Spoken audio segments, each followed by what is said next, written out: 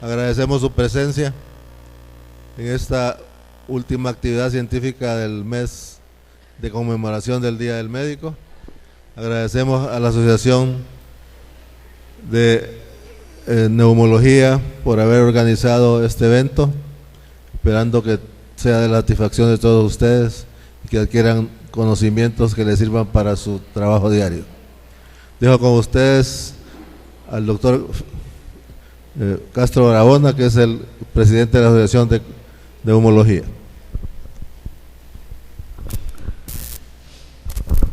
Gracias, doctor Hidalgo. Bueno, realmente es un placer para nosotros darles la bienvenida a todos ustedes, especialmente a los que vi bien temprano. Gracias por estar presente.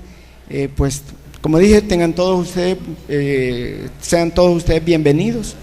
Hemos tratado de organizar una jornada con un contenido que sea un contenido práctico. Si ustedes ya vieron el programa, es actualizaciones en asma. Hay una asociación grande que está constantemente trabajando en las en los nuevos cambios en asma, y hoy pues se les ha programado hacer como una actualización de esos movimientos en asma desde el punto de vista práctico. También vamos a hablar de lo que ahorita está en boga, que es el tabaquismo, y actualizaciones en EPOC, así como también una especie de mini taller práctico. Digo mini taller porque apenas van a ser 40 minutos, hablar sobre tubos torácicos y algo sobre neumotórax, y finalmente neumonías.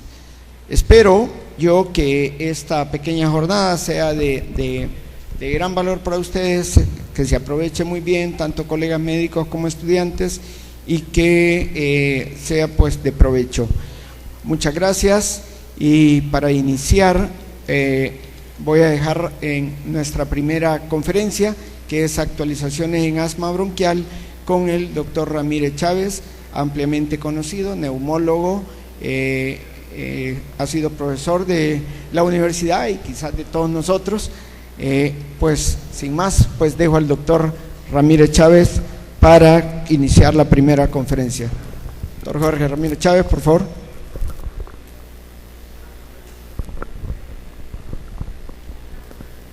Gracias. Muy buenos días. ¿Qué tal? No se desvelaron mucho anoche porque ya era sábado chiquito.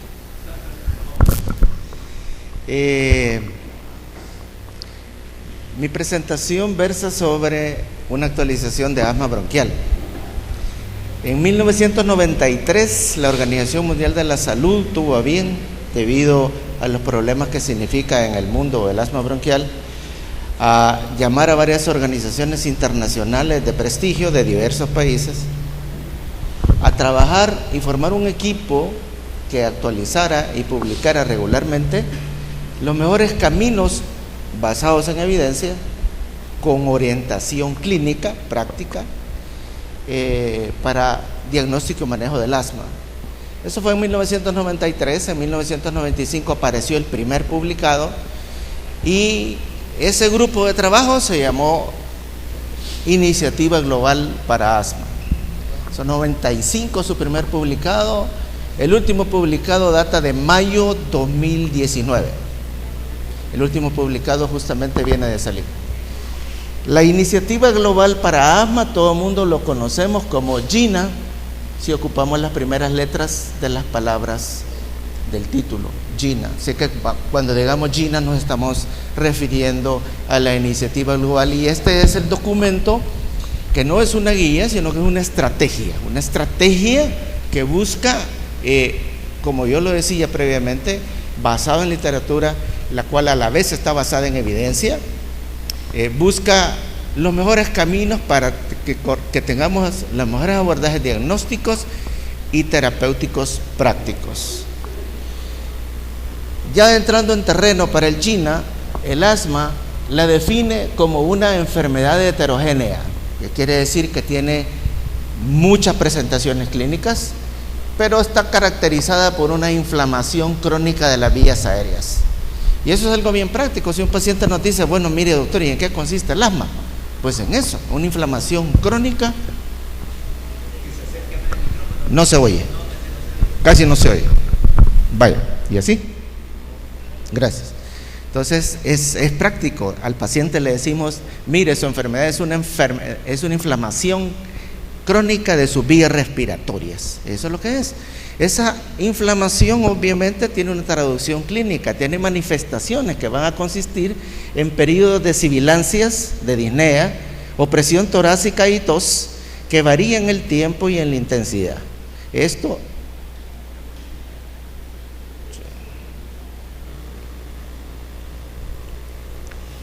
varía en intensidad y en el tiempo, y esto obviamente se debe a una obstrucción de las vías aéreas también variable. Entonces, estos síntomas variables se deben a una broncoconstricción debido a que el músculo tiene bandas musculares circulares alrededor y si contraen, adelgaza la vía respiratoria, a un engrosamiento de la pared de la vía aérea y a la presencia de moco en el interior, en la luz del bronquio. Y los síntomas debido a esta situación pueden empeorarse, pueden verse empeorados por fenómenos como infecciones virales, alergenos, tabaco, ejercicio y estrés. Aquí tenemos un diagrama de un bronquio normal y vean ustedes el espasmo de la musculatura lisa que aprieta, cierra el bronquio, el engrosamiento inflamatorio y la presencia de muco, que juntos estos tres pues obviamente obstruyen la luz de la vía aérea.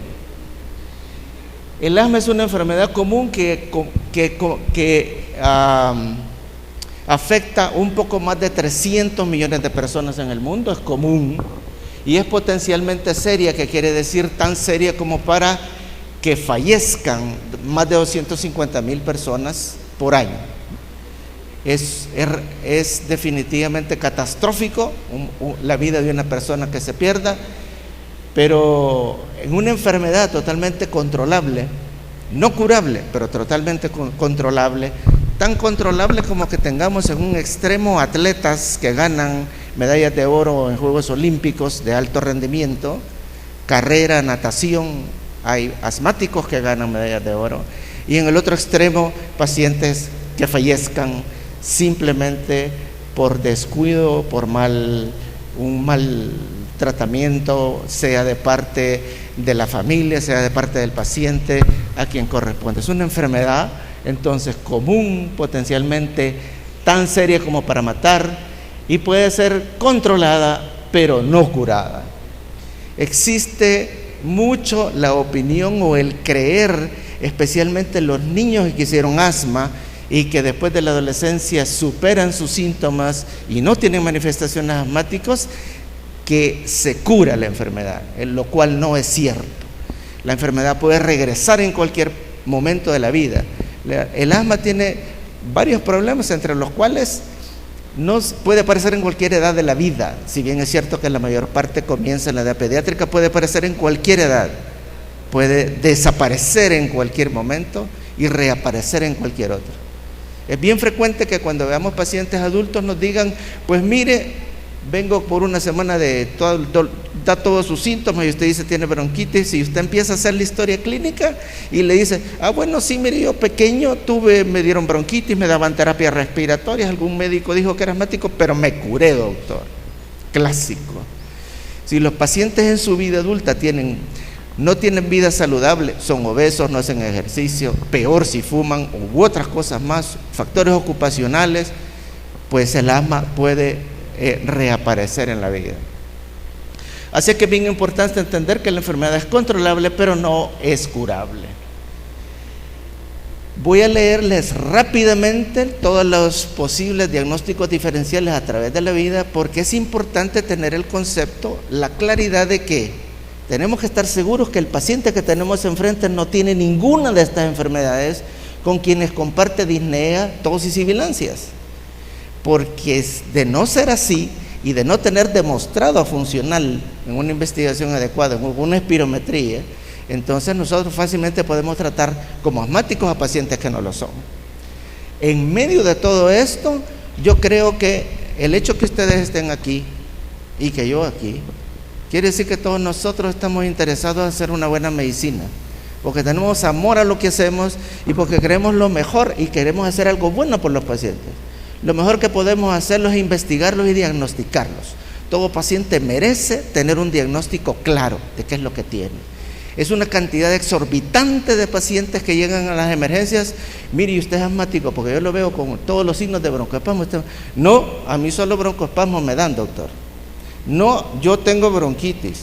No, etcétera, una cantidad de nombres. Por ejemplo, yo soy hiperreactor y nadie le dice al paciente que es asmático.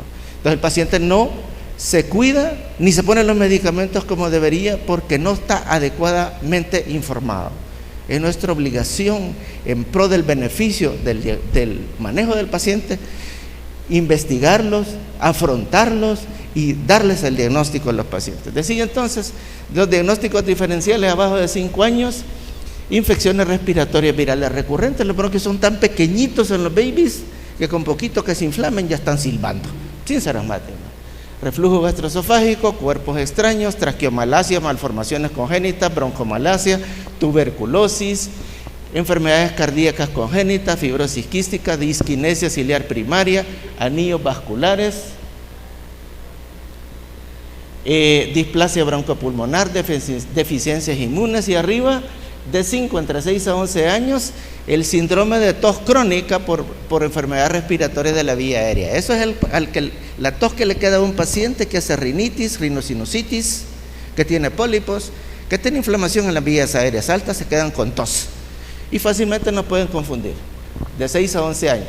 Cuerpos extraños, bronquiectasias, disquinesia ciliar primaria de nuevo, enfermedades cardíacas congénitas, displasia broncopulmonar, fibrosis quística. De 12 a 39 años, igual el síndrome de tos crónica por vías aéreas altas, disfunción de cuerdas vocales, respiración disfuncional o hiperventilación, bronquiectasia, insuficiencia cardíaca, tos relacionada a medicamentos, enfermedades parenquimatosas, embolismo pulmonar, obstrucción central de las vías aéreas. Arriba de 40 años todos esos.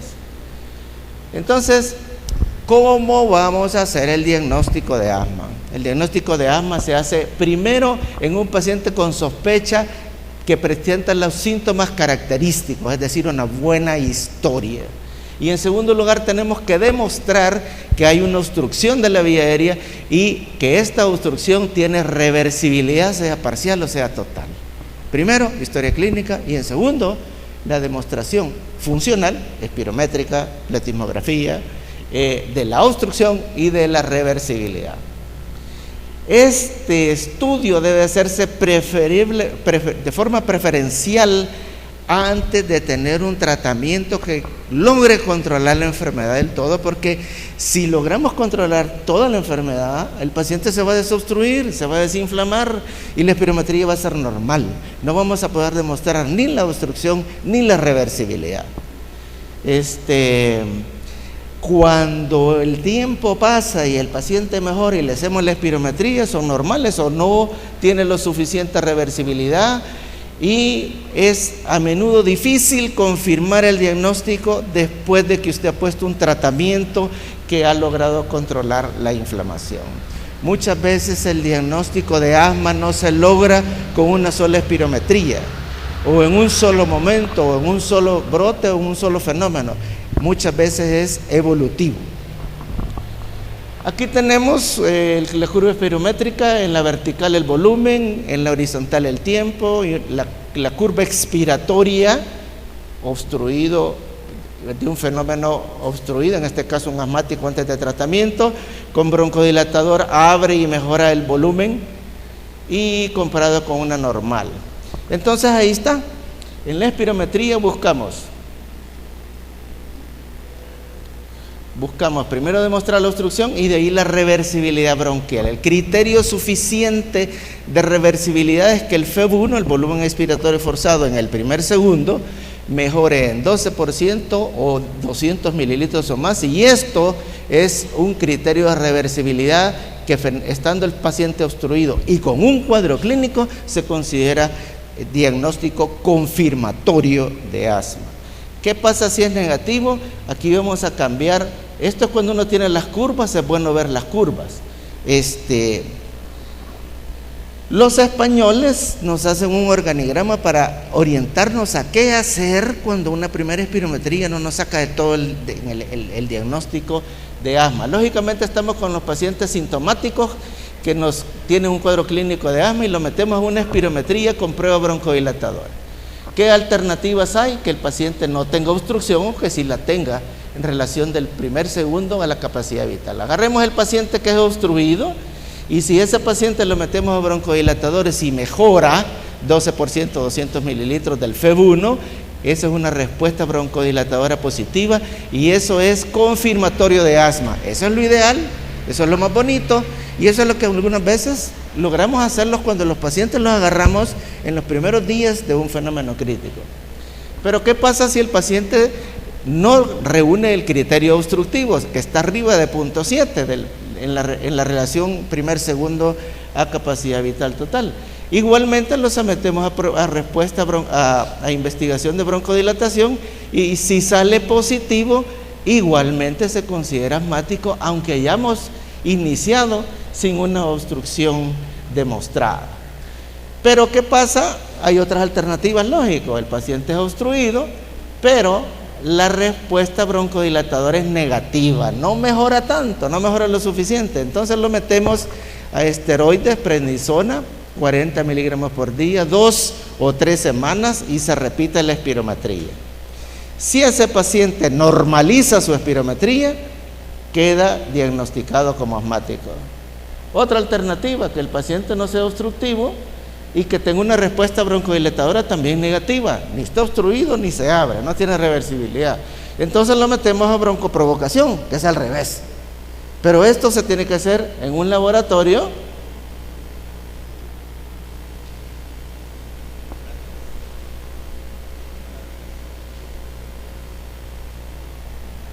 Aquí estamos, la prueba de broncoconstricción tiene que hacerse en un laboratorio porque un asmático puede ser una crisis tan severa de terapia intensiva. Así que lógico, eso se hace en condiciones muy especiales. En medicina primaria, pues lógico, se refiere a una institución. Esto se hace en los laboratorios de los hospitales más grandes. Se mete a una prueba de broncoconstricción y si el paciente se obstruye, tiene una respuesta positiva, igual se considera asmático en el sentido inverso. Finalmente ustedes me pueden decir, mire, yo no tengo dónde mandar espirometría, es de más, o sea, no tengo cómo ver. Entonces, usted me va a hacer el favor de conseguir un flujómetro. Ahí están los flujómetros.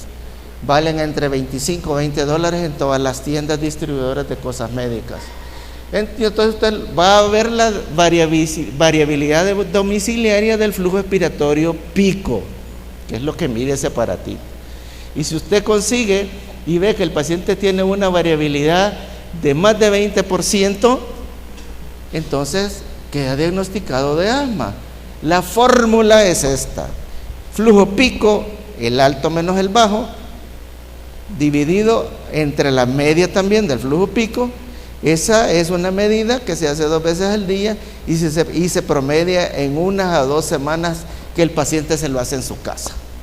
Y si este numerito es 20 o más, en un cuadro clínico de paciente asmático y que usted le hizo la medición, queda confirmado, se considera confirmado como diagnóstico de asma. Las pruebas funcionales nos sirven entonces de diagnóstico, pero también como evaluación de riesgos y también como progreso del monitoreo y para ajustar tratamiento. La evaluación del paciente asmático ya ambulatorio, cada vez que lo vemos en la clínica, en la consulta externa, nosotros vamos a ocupar un test de evaluación de los síntomas. Tenemos que buscar si el paciente tiene problemas en el tratamiento, dentro de lo cual lo primero que hay que hacer es chequear la técnica inhalatoria y la adherencia, porque esa es una de las causas más comunes que hay de que el paciente no vaya bien. No se ponen bien los inhaladores. Usted tiene que, cuando haga un examen físico, dígale al paciente, saque su aparatito, por favor, que le han enseñado. ¿Cómo le han enseñado? Pide a mí, no, póngaselo. Usted tiene que ver cómo el paciente se pone su dispositivo y se va a encontrar con la sorpresa que el 80-90% de pacientes no saben ponerse el inhalador. Si encima de eso no tienen adherencia de ponerse adecuadamente conforme se le indican los medicamentos, obviamente eso no ayuda en nada en el control de los pacientes en sus síntomas. Así que el punto y el aspecto que tenemos que estar evaluando en tratamiento, eso es lo primeritito que tenemos que hacer. Buscar efectos secundarios, si el paciente tiene realmente un plan escrito. Y esto es otra cosa que es uno de los fenómenos escondidos que casi siempre nosotros nos impresionamos por lo que el paciente nos dice y no buscamos cosas alrededor. Tenemos que buscar las comorbilidades, porque muchas veces esas comorbilidades son las responsables que el paciente no vaya bien, así como es la técnica y la adherencia. Busque rinosinusitis, la nariz calienta, limpia y filtra, calienta y humedece el aire que llega a los bronquios con una nariz que no está funcionando bien, llega seco, llega sucio, de tal manera que altera los bronquios. Busque rinosinusitis, busque reflujo gastroesofágico, obesidad, apnea obstructiva de sueño, depresión, ansiedad. Todo ello puede contribuir a dar problemas sintomáticos y una pobre calidad de vida. Entonces, el test en la práctica que ocupamos para enterarnos si los pacientes están bien controlados parcialmente o no controlados, así se llama, Asthma Control Test. Test de control del asma. Y aquel paciente que tenga 2 o menos síntomas diurnos que ocupó salbutamol, beta 2 de acción corta. En el país solo tenemos salbutamol, así que yo voy a hablar solo de salbutamol.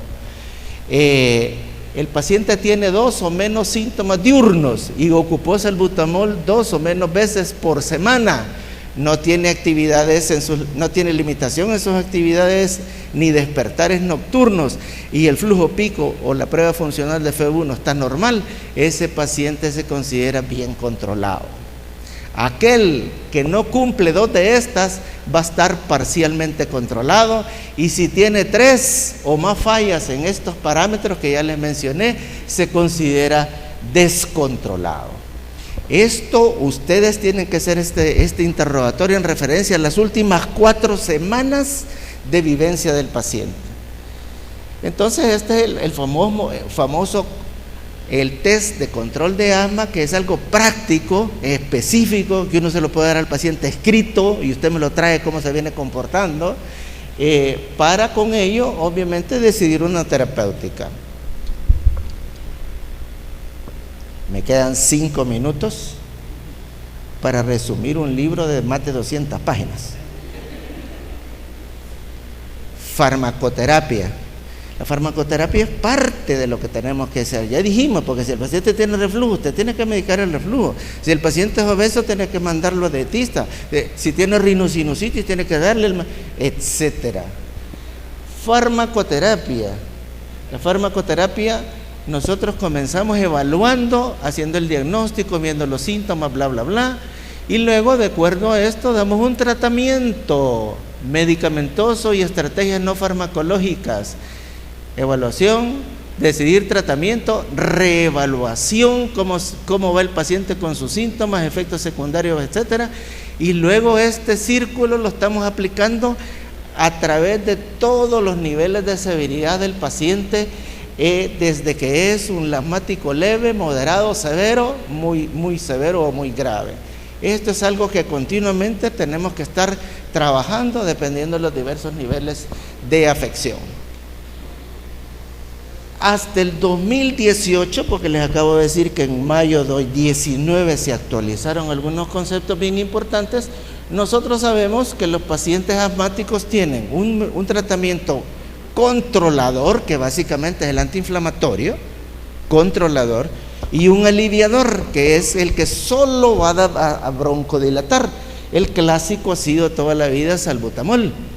Entonces, hasta el 2018, en el paso 1, que es aquel paciente que puede tener síntomas, uno semanal, no más de 3 por mes, y que pues se pone su salbutamol y que con eso está bien, ese paciente que es relativamente con un asma leve, el mismo GINA recomendaba que para ese paciente lo indicado era ocupar salbutamol, pero eso ya cambió. Eso ya cambió para el 2019 por razones de seguridad. Ya no se recomienda usar salbutamol solo para el paso 1 y por lo tanto para ningún otro paso en adelante. La decisión está basada en estudios que hay clara evidencia que si se ocupa solo salbutamol, esto aumenta el riesgo de exacerbaciones severas. Pero se ha visto que si se añade esteroides inhalados, esto reduce significativamente el riesgo. De tal manera que salbutamol solo ya no debe de existir para la fase ambulatoria del paciente. Debe ser dominio nuestro cuando estamos tratando la exacerbación, la crisis o el ataque asmático. Entonces el GINA ahora recomienda que todos los adultos y adolescentes con asma deben recibir, ya sea de una forma regular o de acuerdo a lo que los síntomas del paciente tenga, debe tener un tratamiento que deba contener esteroides y un controlador. Esto para reducir las exacerbaciones, los riesgos de exacerbaciones. Y este es el nuevo cuadro, que le voy a poner unos cuadritos chiquitos porque al verlo así ya parece entre chino o árabe, porque hay tanta letra que se vuelve difícil. Estamos hablando entonces del esquema recomendado para adultos y adolescentes de más de 12 años, recordando que cada manejo de un asmático es personalizado, es específico para cada quien de acuerdo a sus propias condiciones. El tratamiento controlador, que ya decía que es el antiinflamatorio, previene las exacerbaciones. El cambio viene para esta fase entonces. Para aquí, antes, en la primera fase, el paciente estaba recibiendo salbutamol solo. Hoy la recomendación oficial es ocupar una combinación formoterol y esteroide inhalado. En el mundo entero solo hay 2 preparados que tienen formoterol con esteroide inhalado. Uno es formoterol beclometasona, que está en Europa, una casa italiana lo fabrica y nosotros no lo tenemos. El único que tenemos nosotros es una combinación de formoterol budesonida. A la medida que el paciente sienta la necesidad, así es como se medica. Acuérdense que estamos hablando del asmático que tiene síntomas, uno semanal, no más de 3 por mes. Eso es el asmático chiquito. Como alternativa es ocupar esteroide inhalado. Si estamos en edad pediátrica, a ley es esteroide inhalado solo, pero estamos hablando de arriba de 12 años. Aquí lo que se propone es esteroides a baja dosis que debe ser tomado siempre y cuando se ocupa salbutamol. Es decir, el salbutamol solo, de nuevo, no se debe de ocupar solo.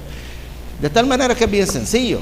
La primera recomendación es budesonida formoterol y la alternativa es ocupar salbutamol beclometasona, que existe en frasquitos, en dispositivos, en inhalador a dosis medida.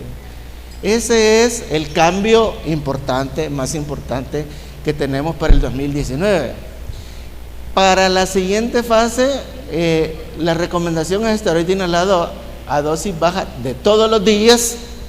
Nos vamos a ver en el problema de que si el paciente ocupa solo esteroides inhalados, si tiene necesidad de algo, va a tener que ocupar el salbutamol extra.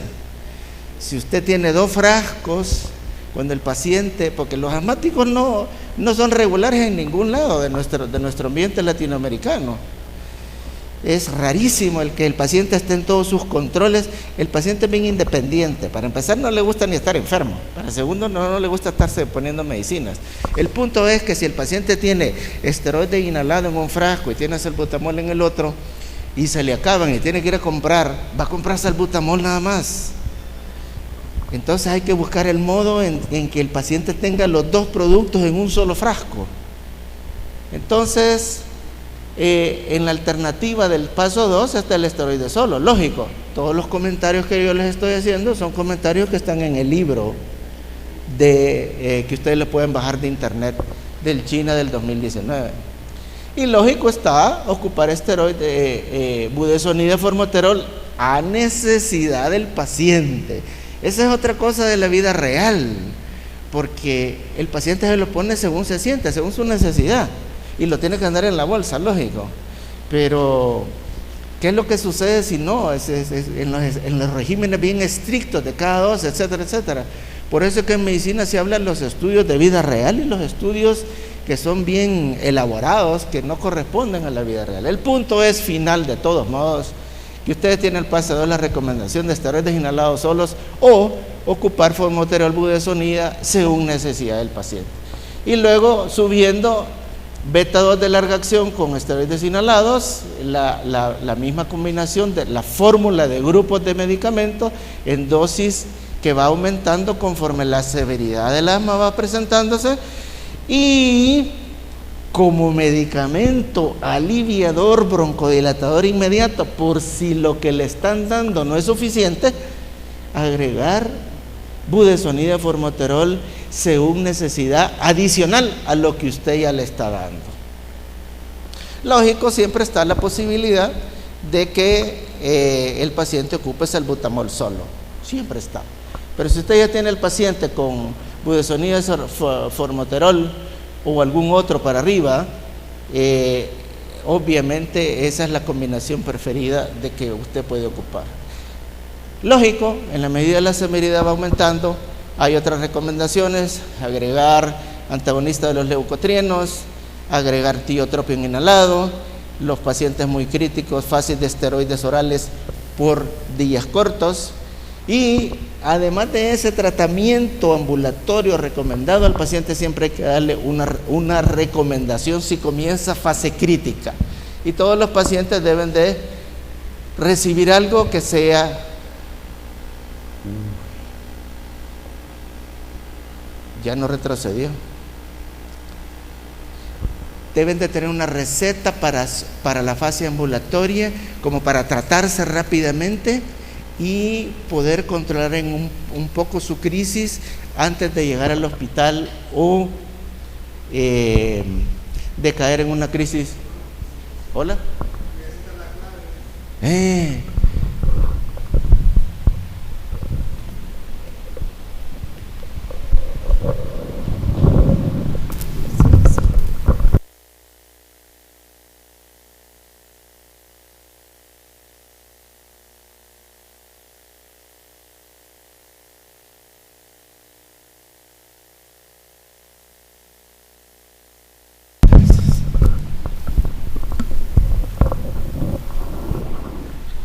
Bueno, para finalizar ahí, les he traído 2 diapositivas en las cuales son de utilidad práctica.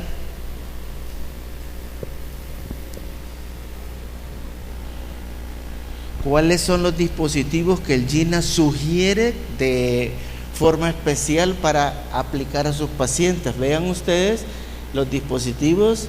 Abajo de 6 años es inhalador a dosis medida con espaciador, sencillo. Espaciador que tiene que tener válvula. Si no tiene válvula, se pierde mucho medicamento y el paciente no recibe lo necesario. Pero para mayores de 6 años, el escoge uno es el polvo seco, inhalador de polvo seco a partir de 6 años. En el mundo pediátrico, con respeto, si hay alguno aquí, lógico, pero es una realidad de nuestro medio. Cuando habían jarabes y tabletas, que el mundo pediátrico evolucionara de tabletas jarabe a inhaladores fue tardío. Hoy está sucediendo lo mismo, porque de inhalador a polvo seco, que es superior en depósito de partículas, a ocupar inhalador a dosis medida, ahora esa evolución en pediatría en nuestro país no la estamos viendo. Sin embargo, es lo recomendado. Importantísimo, mi diapo de despedida. Estas son las dosis pulmonares de los diferentes mecanismos de cómo damos los medicamentos antiasmáticos. y los depósitos orofaringeos. Si usted ocupa un nebulizador, la llamada terapia respiratoria, las nebulizaciones, usted consigue 5 a 10% de depósito pulmonar de partículas, bajísimo. Por eso es que tenemos que ocupar dosis bien altas en el líquido que le ponemos al dispositivo. Y el depósito orofaringeo es bien alto, lo cual quiere decir que los efectos secundarios se multiplican, se suman.